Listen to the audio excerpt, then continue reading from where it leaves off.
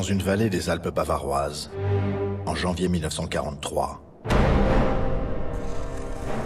Eva Braun se fait filmer pour plaire à celui qu'elle aime, discrètement. Adolf Hitler. Le Crépuscule des dieux de Wagner, son compositeur préféré qu'il écoute dans sa montagne, est-il prémonitoire? Pour elle, il est le Führer, le chef qui a conquis l'Europe et une partie de la Russie, même s'il a connu des revers à Moscou et à Stalingrad, où la situation est désespérée. Mais sa volonté de domination intacte va-t-elle le conduire à son crépuscule?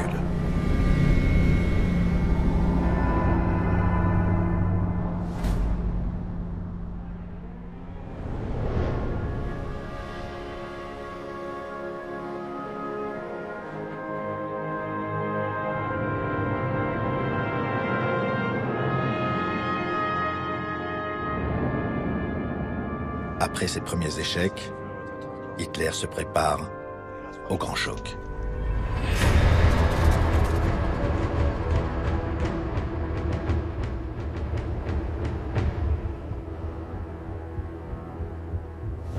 « 10 janvier 1943, un hiver glacial.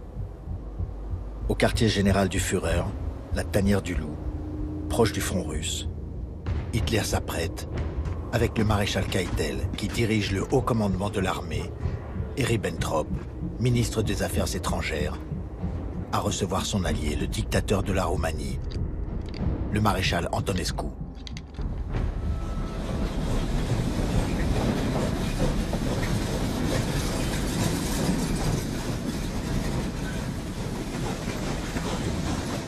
Hitler va lui reprocher la débâcle de l'armée roumaine à Stalingrad, qui a entraîné, selon lui, le sort inéluctable de la 6e armée allemande.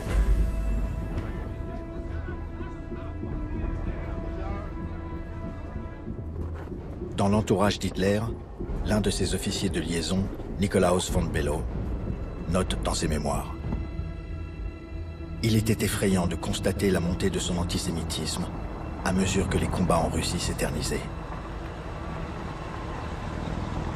Hitler répète sans cesse: « Exterminer les Juifs, c'est ma mission terrestre. »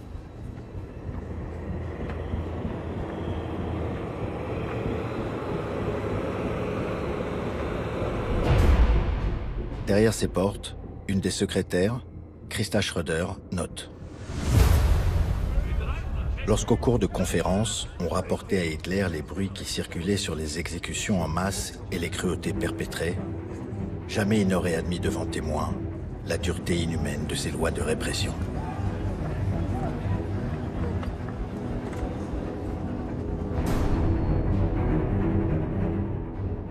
Mais cette secrétaire, que sait-elle vraiment des rafles, des ghettos, des déportations, des massacres, de toutes ces opérations d'extermination sans cesse recommencées en Russie et en Europe occupée?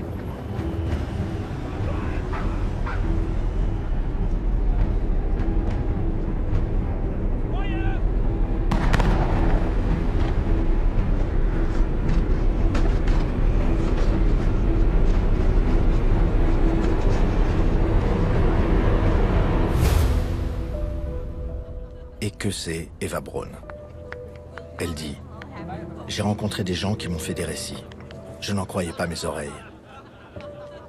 Mais au fond, n'est-il pas mieux que je ne sache pas ce qu'il se passe? Tout compte fait, je ne peux rien y changer. »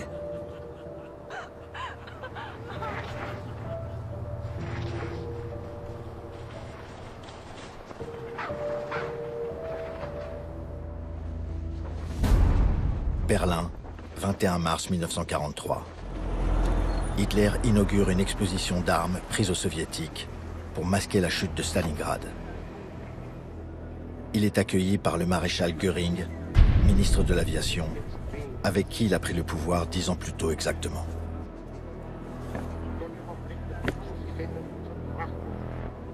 L'atmosphère n'est plus la même. Ici, un attentat se prépare contre lui. Il échoue. D'autres suivront, auxquels il échappera par miracle. Dans toute l'Europe occupée par Hitler, 1943 est le véritable essor de la résistance au nazisme. Même en Allemagne. Hans Scholl, étudiant en médecine incorporé comme infirmier sur le front de l'Est, raconte les horreurs commises par la Wehrmacht. Avec sa sœur, Sophie Scholl, et un autre étudiant en médecine, Alexander Schmorell, ils fondent le mouvement de la Rose Blanche, qui dénonce ce qu'ils appellent la dictature du mal et distribue des tracts contre le nazisme. En voici un. Il se termine ainsi. Notre peuple se dresse contre l'anéantissement de l'Europe par le national-socialisme dans une affirmation renouvelée de liberté. Ils sont dénoncés, arrêtés, condamnés à mort. Sophie Scholl déclare « Ce que nous avons dit et écrit, beaucoup le pensent, mais ils n'osent pas l'exprimer. » Elle est guillotinée à 20 ans.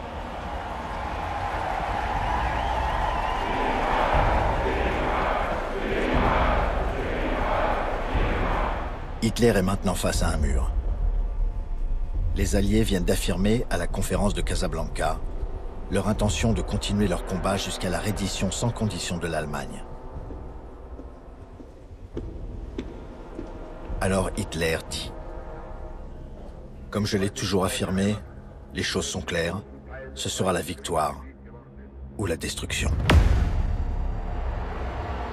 Son complice, Goebbels, ministre de la propagande, avait préparé le terrain.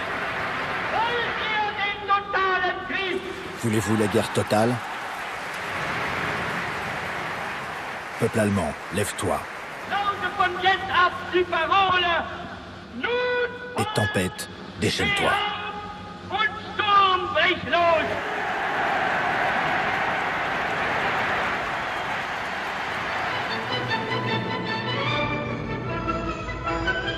L'apothéose, c'est le 19 avril 1943, la veille de l'anniversaire du Führer. Avec Beethoven, la 9e symphonie, l'hymne à la joie, sous la direction d'un chef d'orchestre sympathisant nazi, Herbert von Karajan. Sa secrétaire, Christa Schröder, écrit « Hitler apparaissait de moins en moins en public à mesure des revers de ses armées. Tel un reptile qui craint le jour, Hitler fuyait la lumière. » Les pertes allemandes dépassent maintenant les 4 millions de tués, blessés ou disparus, militaires et civils. Christa Schröder écrit ce qu'elle ressent de diabolique chez Hitler. La mort d'un être humain le laissait absolument insensible. Il voyait l'humanité comme un long enchaînement d'hommes dont il était lui-même l'anneau initial.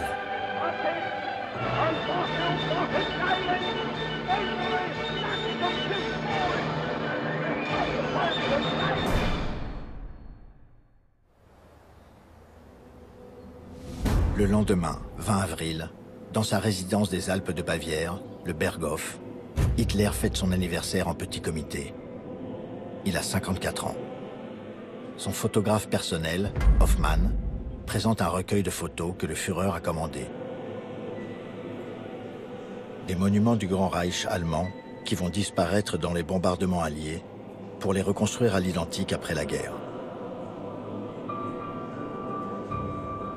Hoffmann lui fait admirer des tableaux raflés aux Juifs pour sa collection personnelle. Et le carré des intimes pose pour la photo de famille rituelle. Avec au premier rang, à la droite du Führer, Eva Braun, qui maintenant est passée de maîtresse cachée à compagne officielle.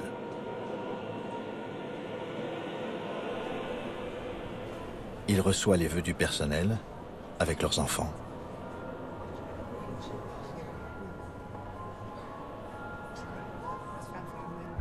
Une des secrétaires, Traudel Junge, écrira « Il ne parle que de son chien, comme si c'était son anniversaire au chien.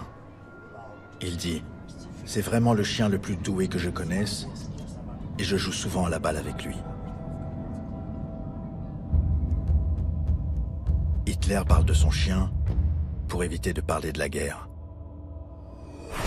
La guerre continue, comme ici, au nord de la Russie, où il faut maintenant tenir plutôt qu'avancer et survivre plutôt que vaincre.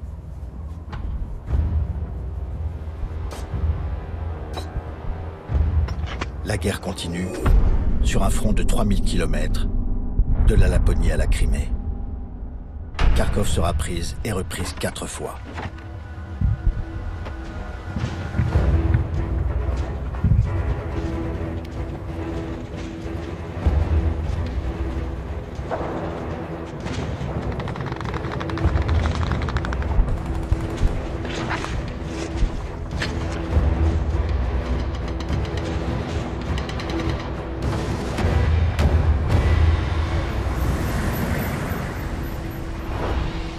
Hitler, filmé par Eva Braun, semble toujours souriant et confiant.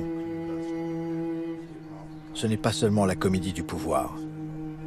S'il ne parle pas de la guerre, c'est qu'il croit maintenant avoir le moyen de la gagner, avec ce qu'il appelle les armes secrètes.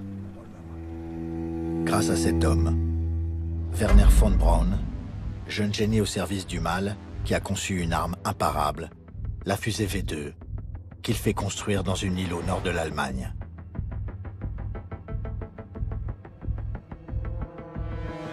Quand le V2 sera au point et produit en grande quantité, il pourra transporter 1 tonne d'explosifs sur Londres, plus tard sur New York, et un jour, pourquoi pas, la bombe atomique. Une petite équipe de savants nucléaires y travaille, mais les meilleurs ont été obligés de fuir l'Allemagne parce qu'ils étaient juifs.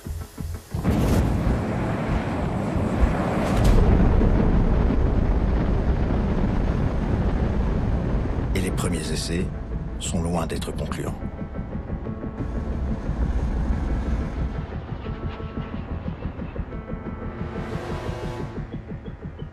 En attendant les armes secrètes, Hitler a toujours un atout maître.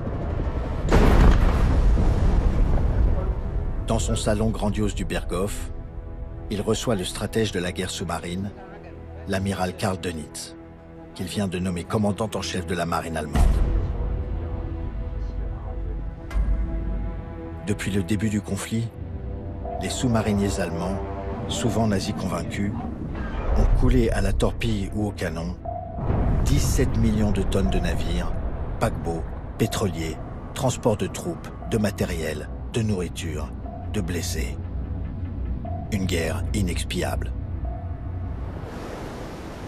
Après avoir rôdé sous l'océan, les fameux U-boats, les loups gris de Dönitz rentrent se cacher des avions alliés dans leur abri invulnérable des côtes françaises, à Lorient, à Bordeaux, à Royan.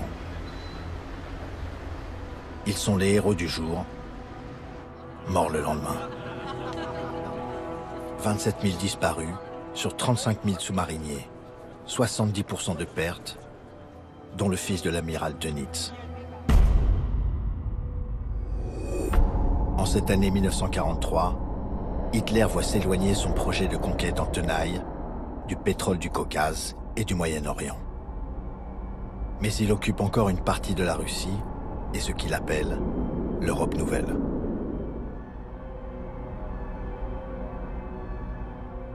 La propagande allemande continue de célébrer l'idée hitlérienne d'une Europe unifiée en lutte contre le bolchevisme.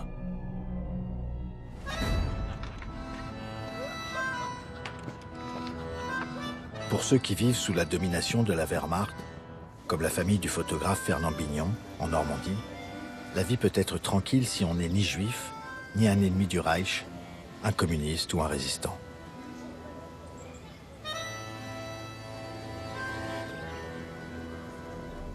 Résistants, combien le sont, au risque d'être embarqués dans des wagons de marchandises, comme celui-ci, qui transporte des réfugiés mais qui sert aussi à déporter les malheureux juifs vers les camps de la mort. Le risque est aussi grand d'être dénoncé par son voisin en écoutant la radio de Londres, les Français libres, les messages personnels. Ici Londres. Gabriel garde l'anonyme. Le manchot la serre dans ses bras. La patrie n'est pas morte. La haute voix du général de Gaulle, L'espérance n'est pas éteinte. qui donne de l'espoir. Vive la France!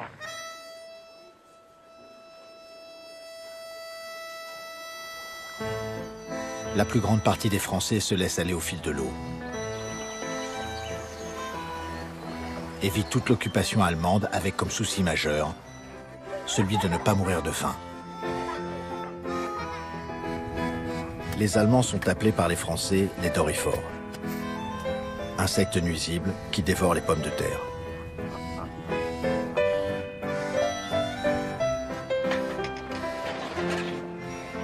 Les Français sillonnent le pays à vélo. Il n'y a plus une goutte d'essence. Les tickets de rationnement délivrent de maigres rations. Alors, on part à la recherche d'un paysan qui peut vendre de la viande, des œufs, du lait. On cueille le cresson des rivières et l'herbe à lapin pour le petit élevage familial. Un intertitre malicieux, sans ticket de rationnement, un lapin à la moutarde. Et M. Bignon filme ses filles, qui se sont faites aux chaussures en bois, à tout ce que les Allemands appellent des Ersatz, comme la graisse de poisson, à la place du beurre. Car le Reich d'Hitler souffre lui aussi de sévères restrictions. Et maintenant, les Allemandes produisent des obus plus lourds qu'elles pour la guerre totale de Goebbels, qui dévore les munitions. Mais le rationnement allemand semble épargner certains, comme en témoignent, au printemps 1943, ces images d'amateurs filmées dans la ville touristique de Dachau, à côté de Munich.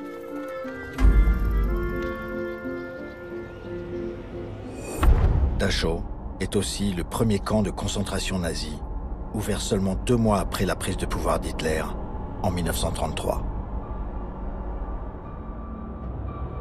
200 000 déportés passeront cette porte marquée. Le travail rend libre. Communistes, homosexuels, juifs de Bavière, tziganes, prêtres polonais, ils seront pour beaucoup esclaves de la firme BMW. Ils mourront de faim, d'expérience médicale, ou sous les coups des gardiens SS qu'on voit ici jouer au volley, à côté du camp, le dimanche.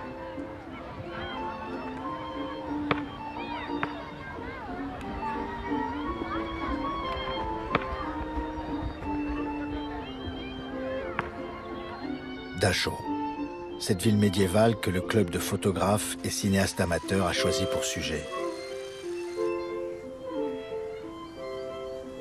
Ils sont accueillis par l'un des officiers SS qui sera pendu en 1946, comme tout l'encadrement du camp.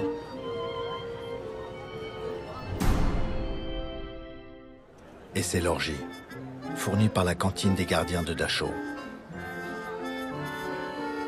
Ces gens sont des nazis. Sinon, ils seraient rationnés comme les autres.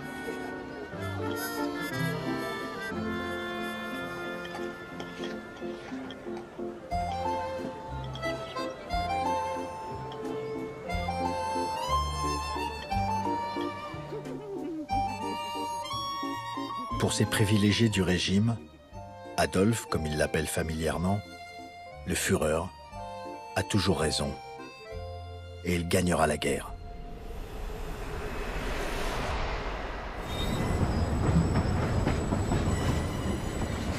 Le 14 avril 1943, Hitler fait venir en Allemagne Mussolini, les traits marqués, au pouvoir chancelant.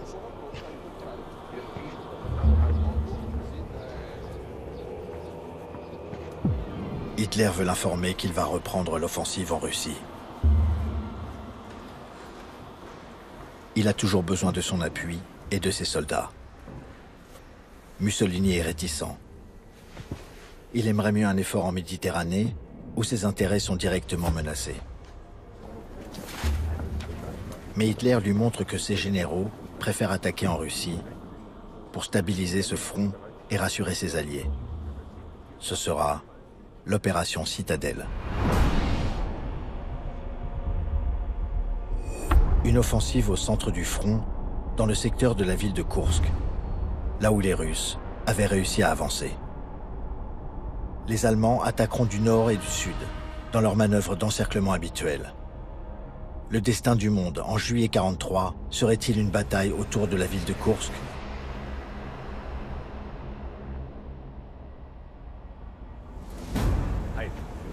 Hitler mobilise l'énergie de Speer, son architecte, qui l'a fait ministre de l'Armement et qui a donné un essor nouveau à l'industrie de guerre allemande. Speer a réussi en faisant travailler jusqu'à la mort des millions de prisonniers et de déportés. Il a fait tourner à plein régime la sidérurgie de l'Europe occupée pour produire un armement gigantesque.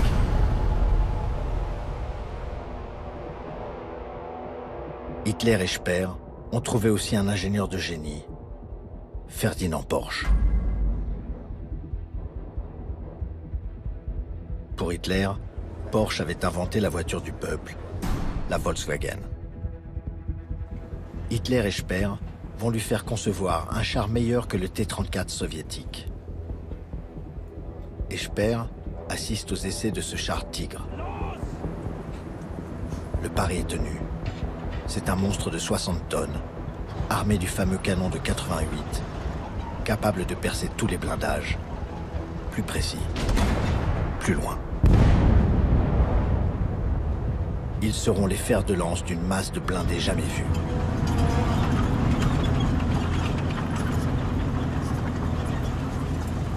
Qui pourra vaincre le Tigre de Ferdinand Porsche? Fin juin 1943. Tout est prêt pour l'opération Citadelle. Hitler a concentré 2700 chars, 7000 canons, 2600 avions et 800 000 soldats, ce qui constitue un effort prodigieux après les pertes humaines et matérielles qu'a subi la Wehrmacht.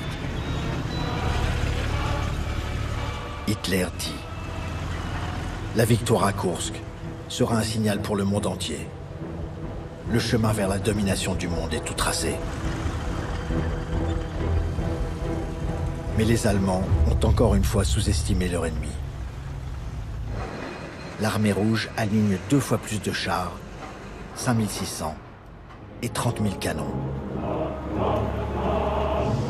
3600 avions. Et près de 2 millions de soldats.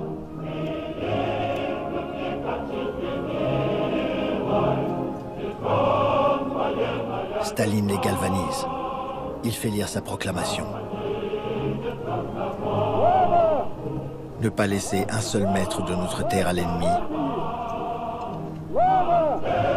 Être prêt au combat décisif contre les occupants germano-fascistes.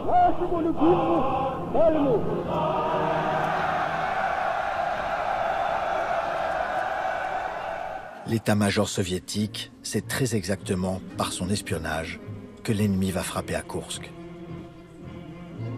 Nikita Khrouchtchev, qui sera un jour le maître de la Russie, joue un rôle dans cette bataille. Il est commissaire politique, l'œil de Staline. Il se mêle de tout. Il raconte dans ses mémoires qu'il a interrogé des prisonniers SS avant de les faire fusiller, et il sait aussi ce qui se prépare et quels sont les enjeux.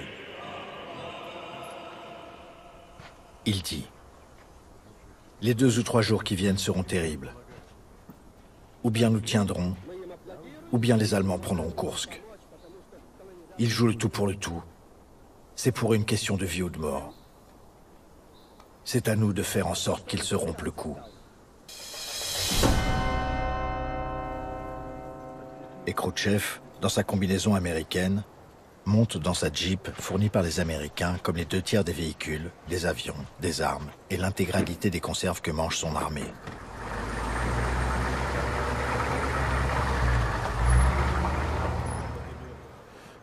« 4 juillet 1943.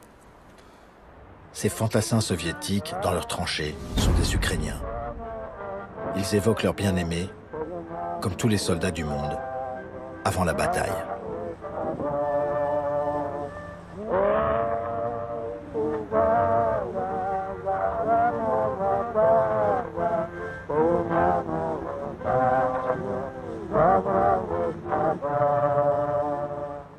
Leur général, Konstantin Rokossovski, vient d'être prévenu par Staline lui-même que l'assaut allemand se ferait de nuit. Partout sur la ligne de front, les Russes attendent.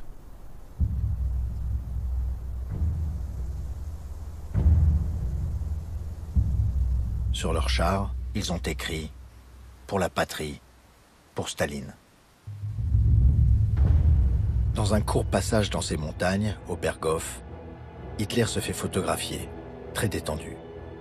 À ses côtés, Goebbels en rajoute, il dit « Les Russes sont à bout de leurs réserves humaines ».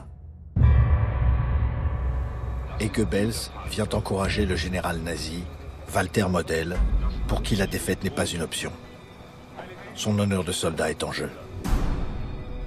Model, sous les ordres du maréchal von Kluge, doit attaquer du nord, à partir d'Orel, et Manstein attaquera du sud pour encercler les Russes autour de Koursk. Le maréchal von Manstein a des doutes. Pour lui, Hitler a trop attendu pour lancer ses offensives et laisser les Russes se renforcer. Manstein veut plus de soldats, de plus en plus jeunes.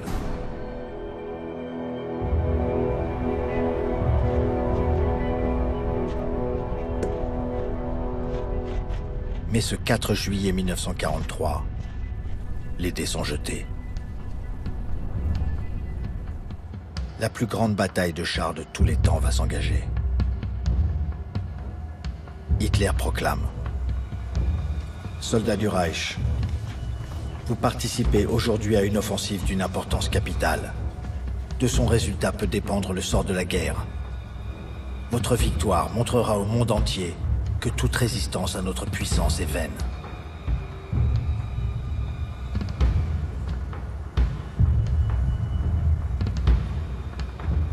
L'ordre d'attaque allemand est confirmé. Au nord comme au sud, le 5 juillet à 4 heures du matin, la Wehrmacht déclenchera ses offensives. Mais les Russes du général Rokossovski prennent les devants. À 2 heures du matin, ils déchaînent leur artillerie et leur fusée Katyusha.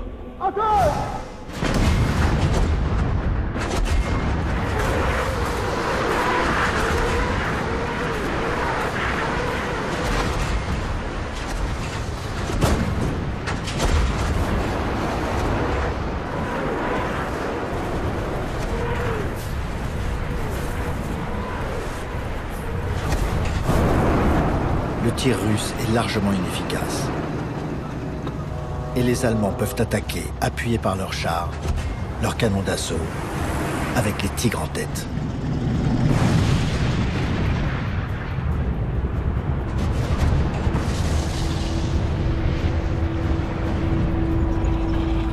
Et les puissants chars russes, les T-34, contre-attaquent.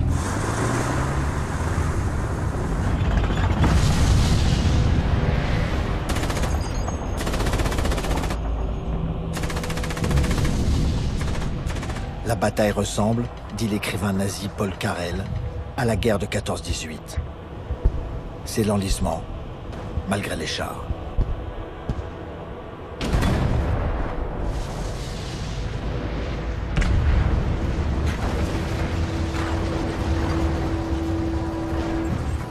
Paul Karel écrit « Tous les officiers sont morts ou blessés.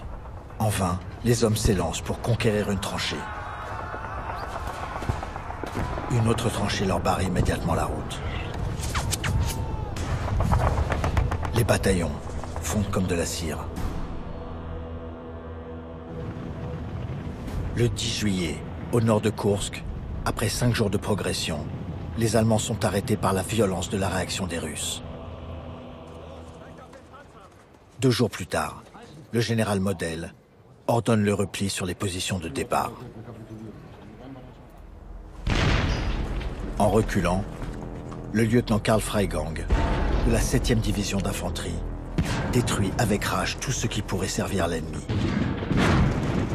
Il écrit « Nous devons revenir en arrière.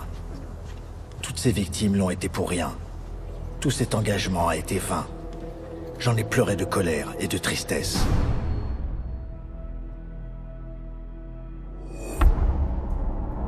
Pendant que Model recule au nord, au sud, les SS réussissent à percer la deuxième ligne de défense russe, au prix de lourdes pertes.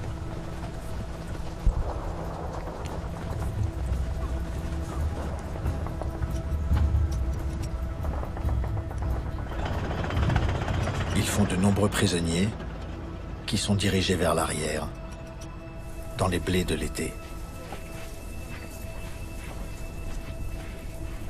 La Luftwaffe, l'aviation allemande, s'attaque à la dernière ligne de défense russe. Les fameux bombardiers en piqué Stuka pilonnent les positions soviétiques. La bataille de Koursk est aussi une grande bataille aérienne. Les soviétiques ont maintenant de meilleurs avions, mais pas encore de bons pilotes et de bonnes tactiques. Les pertes sont très lourdes.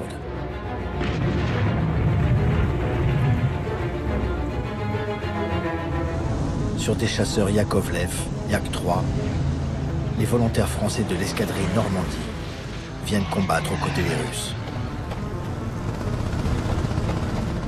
Devenu le régiment Normandie-Niemen, ils finiront la guerre avec 273 victoires et 38 morts, dont leur chef, le commandant Jean Tulan, tué dans le ciel de Koursk.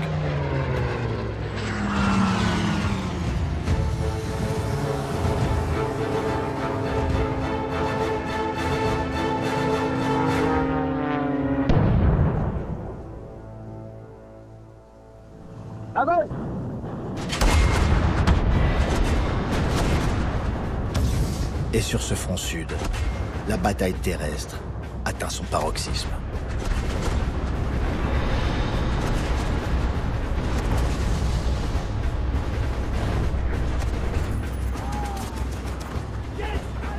Mais la violence des combats ne départage pas les camps, et le pire reste à venir.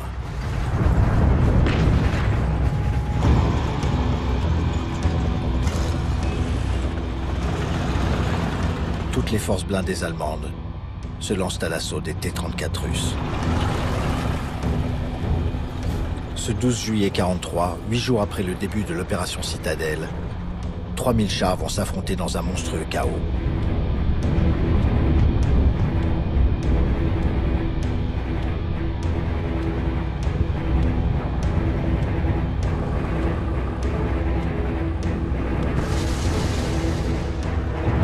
C'est le premier combat du chef de char soviétique, Yevgeny Shkurdalov. Je touche le premier tank allemand, à 100 mètres. Ce tigre a déjà démoli un grand nombre de nos chars. Il tire dans notre direction. Je vise, je tire. Le tigre prend feu. Je ressens comme jamais une telle excitation.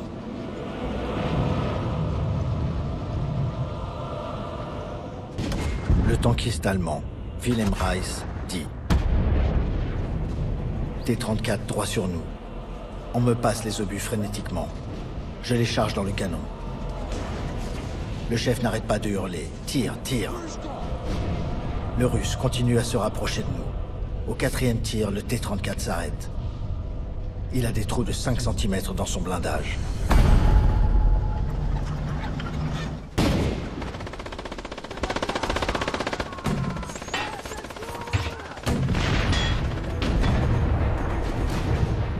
Le commandant russe, Pavel Rotmistrov, a une vision dantesque. Le champ de bataille est envahi par des tourbillons de fumée et de poussière. La terre est secouée de déflagration. Les chars se heurtent les uns aux autres et s'accrochent. Ils ne peuvent plus se dégager. Ils se battent à mort, en continuant de tirer jusqu'à ce qu'ils soient en morceaux.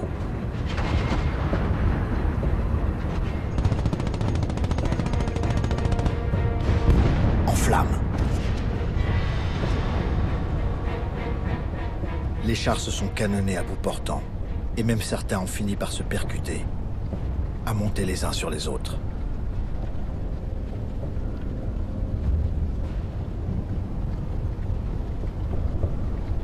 2100 chars russes ont été détruits contre 360 Allemands. Leur victoire est nette.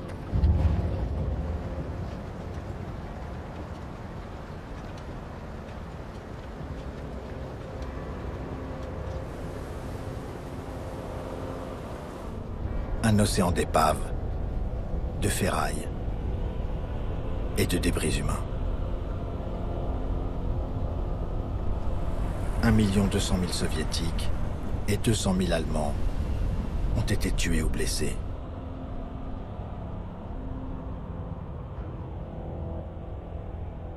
Le fameux général SS Zieb Dietrich, si proche d'Hitler, dit à ses officiers « Nous dînerons ce soir à Koursk ». Et pourtant, à la surprise de tous, Hitler, souriant, convoque ses généraux pour leur donner l'ordre d'arrêter la bataille, de revenir sur leur position de départ, de ne pas prendre Koursk. Si près du but, le général Zieb Dietrich ne comprend pas. Staline en profite pour montrer au monde entier la victoire de Koursk, qui pourtant n'en est pas une. Récupérer le terrain perdu, reprendre la ville d'Orel.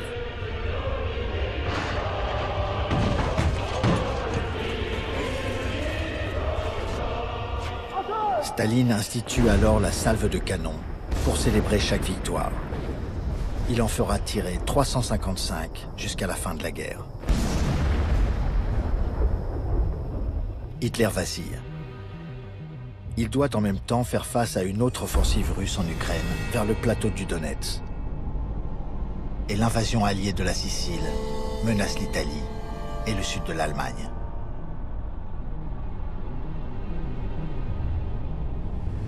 Pour Hitler, le danger est si grave qu'il prend le risque de s'envoler pour l'Italie du Nord, rencontrer son vieil allié, Mussolini. Une photo unique montre le Duce, l'air angoissé, qui supplie le Führer de trouver une issue à la guerre. Hitler cherche à le rassurer par un monologue halluciné sur ses armes secrètes et ses nouveaux sous-marins.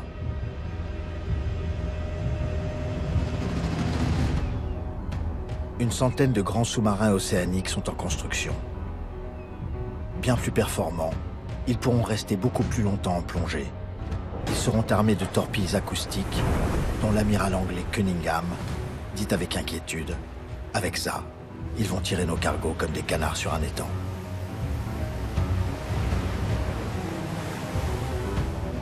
Churchill écrit dans ses mémoires « Toute cette guerre dépend de la bataille de l'Atlantique ». Et il ajoute « La seule chose qui m'effraie vraiment, ce sont les sous-marins allemands ». La plupart des sous-marins sont construits dans le port de Hambourg, deuxième ville d'Allemagne. C'est là que Churchill et les commandements alliés de l'aviation de bombardement veulent frapper la source même des sous-marins nazis. Pendant des mois, Anglais et Américains mettent au point ce qui sera dans l'histoire la première grande campagne de bombardement de villes. Chaque avion transportera un mélange soigneusement dosé de bombes explosives et incendiaires. La logique de la guerre aboutit à cette terrible besogne, patiemment calculée et mise au point, pour qu'elle entraîne la pire des dévastations.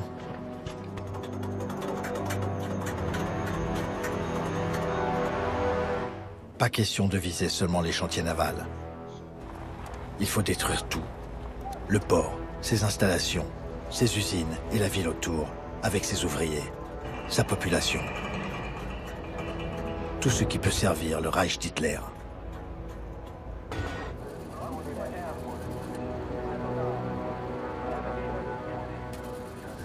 Le 25 juillet 1943, les Anglais et les Américains lancent 1000 grands bombardiers quadrimoteurs au-dessus de l'Allemagne.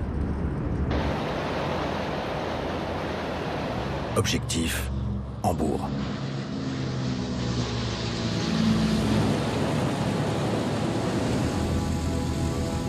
Cette armada s'étendra dans le ciel sur 10 km. Les bombardiers vont se relayer pendant 8 jours. Ces jeunes équipages vont se sacrifier pour accomplir cette mission meurtrière sur les populations allemandes.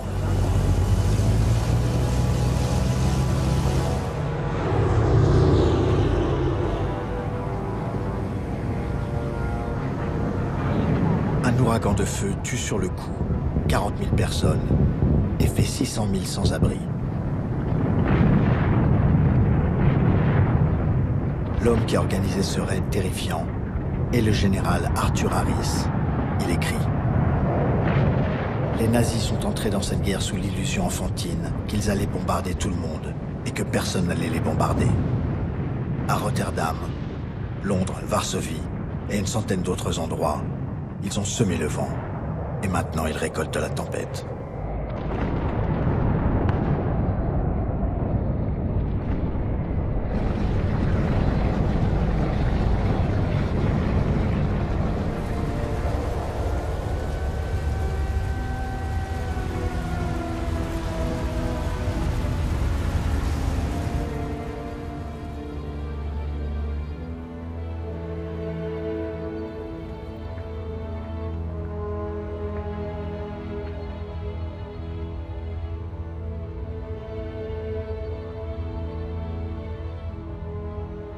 Sept autres raids aériens se succèdent sur Hambourg, déversant 8000 tonnes de bombes, sans détruire les chantiers navals.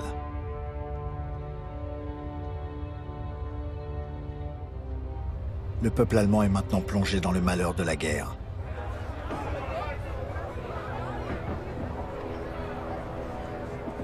Mais le premier souci de Goebbels est de montrer qu'Hitler est fermement aux commandes.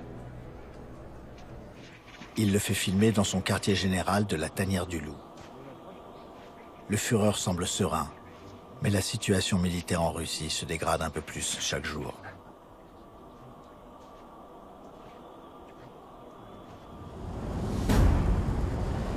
Hitler doit aller en Russie rencontrer le maréchal von Manstein, qui commande le front sud en Ukraine. La réunion est houleuse. Manstein dit: je veux souligner la gravité de notre situation. Que nous le voulions ou pas, nous devons nous replier derrière le Dniepr. Le grand fleuve, le Dniepr, est l'objectif de l'offensive russe depuis Koursk, vers Smolensk et Kiev. Alors Hitler autorise le repli et, comme Napoléon, comme Staline, donne l'ordre de la terre brûlée.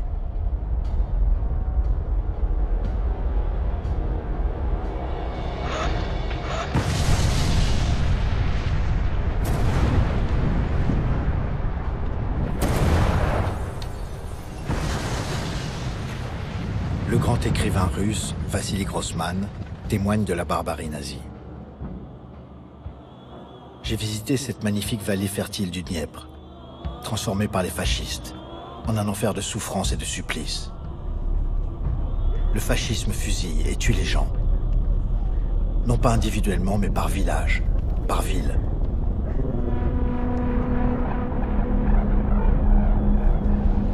Des porteurs de torches et de mitrailleuses à balles incendiaires brûlent des dizaines de villages florissants, exécutent des rues, des quartiers, des villes entières.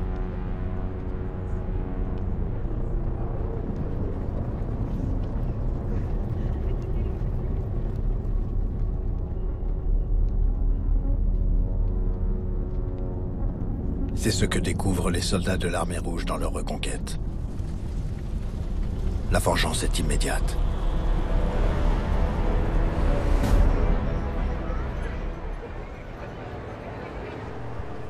Les staliniens veulent aussi reprendre le contrôle des populations après 2 ans d'occupation allemande. Ils organisent de grandes manifestations et de multiples procès de ceux qui auraient sympathisé avec l'ennemi et qui se termineront tous par des exécutions ou des déportations au goulag.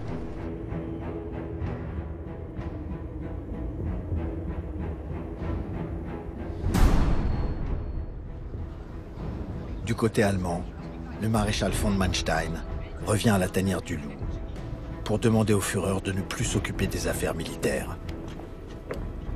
Hitler est hors de lui, mais il accepte de se mettre en retrait du haut commandement. Il continue à présider les réunions, mais manifeste une humeur de plus en plus sombre.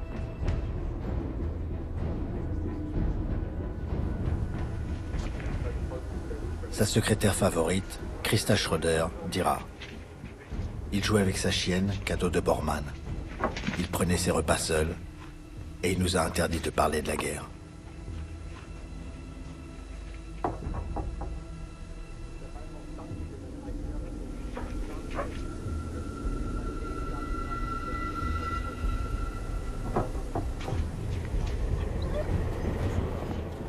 Mais Hitler se reprend.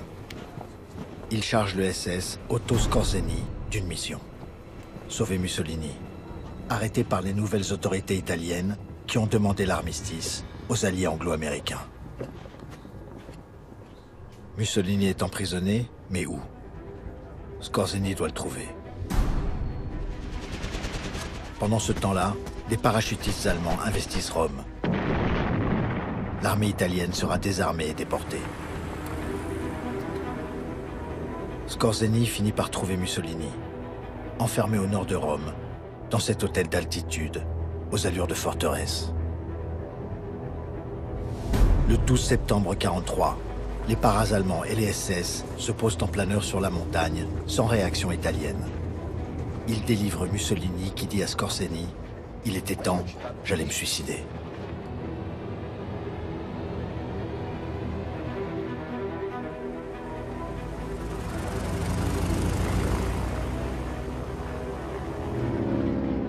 Dans les différents avions qui l'emmènent en Allemagne, Mussolini explique que l'armistice italien imposait sa livraison aux Alliés. Mais quand il est conduit à Hitler, il comprend que son sort ne sera pas meilleur. Hitler veut que cet homme épuisé et vaincu lui serve encore. Et il lui fait créer un contre-gouvernement en Italie du Nord, occupé désormais par les Allemands.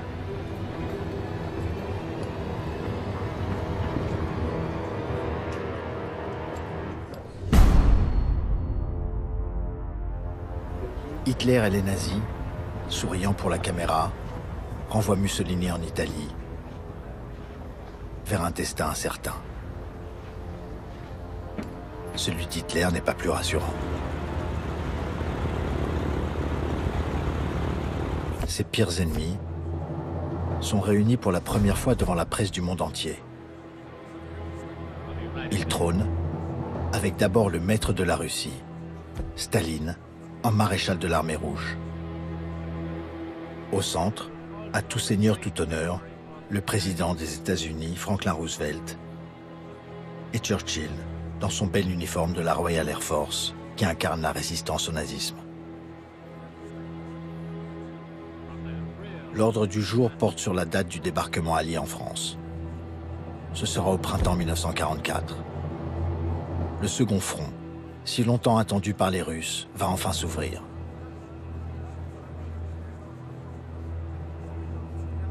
Staline ne doute pas de l'issue de la guerre. Il dit: après la victoire, il faudra fusiller tous les soldats allemands. 50 000. Churchill, horrifié, dit: je préfère être fusillé que salir l'honneur de mon pays. Roosevelt, pour détendre l'atmosphère, plaisante: on pourrait peut-être se limiter à 49 000.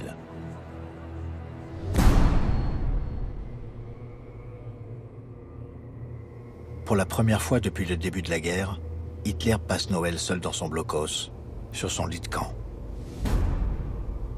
Il veut montrer qu'il est solidaire de ses soldats du front.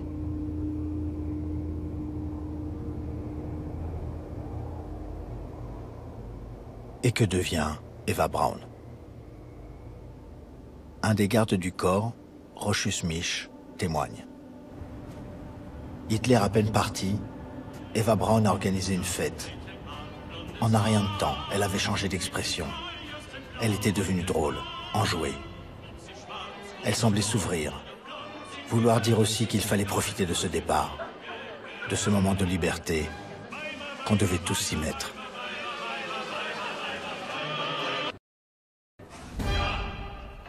Les Allemands, eux, commencent la nouvelle année en creusant des abris.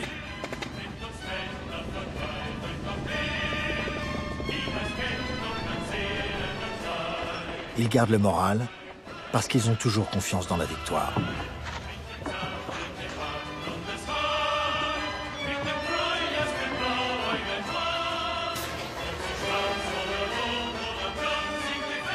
Hitler dit « L'Allemagne sortira plus belle que jamais de ses décombres ».